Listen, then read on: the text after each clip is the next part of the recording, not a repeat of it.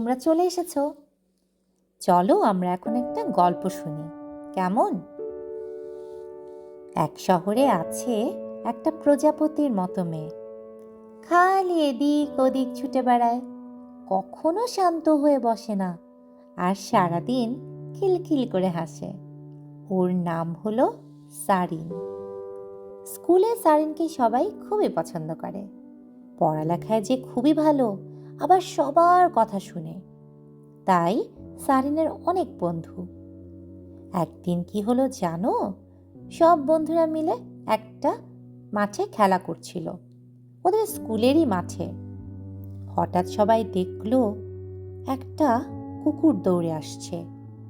দেখে তো সবাই ভয় পেয়ে অস্থির, কিন্তু কুকুরটা কাছে এসেই কেমন যেন কান্নার আওয়াজ করতে লাগলো। কিন্তু তাতেও তো সবার ভয় কাটছিল না। সারিনেরও ভয় লাগছিল, কিন্তু ওর কাছে মনে হলো হয়তো কুকুরটা সাহায্য চাইছে, নয়তো কেনই বা কান্নার আওয়াজ করবে। তাই ও কুকুরের পিছে পিছে গেল। গিয়ে দেখলো মাঠে একটা গর্ত। সেই গর্তের মধ্যে একটা কুকুর ছানা পড়ে আছে। কি যে ফুটফুটে একটা কুকুর ছানা! সারিন তখনই বুঝলো হয়তো মা কুকুরটা তাদেরকে ডাকছিল এই কুকুর ছানাটিকে উঠিয়ে দিতে। সাথে সাথে সারিন কি করলো জানো? ও ওর কিছু বন্ধুদের বলল, তোমরা যাও তো, টিচারকে ডেকে নিয়ে আসো যদি আমাদের কোনো সাহায্য লাগে।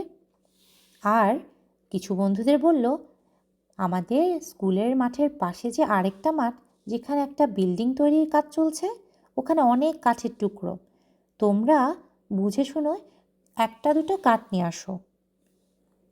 আর ও নিচে কুকুরটাকে সান্ত্বনা দিতে লাগলো মাথায় হাত বুলিয়ে। বন্ধুরা কাঠের টুকরো নিয়ে চলে আসলো। সারিন সেই কাঠের টুকরোটা গর্তে নামিয়ে দিল। আর অমনি মা কুকুরটা একদম নেমে পড়ল এবং বাচ্চাটাকে ঘাড়ে হালকা করে ধরে উপরে নিয়ে আসতে থাকলো। কিছুক্ষণের মধ্যেই কুকুরটা বাচ্চা নিয়ে উপরে উঠে চলে আসলো। ওই সময় টিচারও আসলো সাথে সাথে। সবাই সারিনের এই সাহসিকতার অনেক প্রশংসা করলো, বিশেষ করে সারিনের টিচার।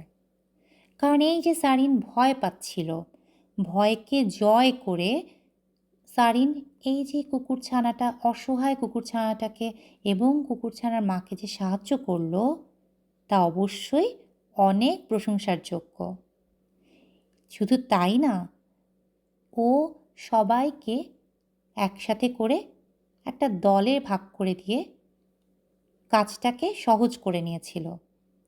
তার মানে ও লিডারশিপ দিয়েছিল। চলো আমরাও সাইনের মতো কাউকে বিপদে পড়তে দেখলে সাহায্য করি, সাহসিকতার পরিচয় দেই। আমার গল্প ফুরলো, নোটে গাছটি মুড়লো।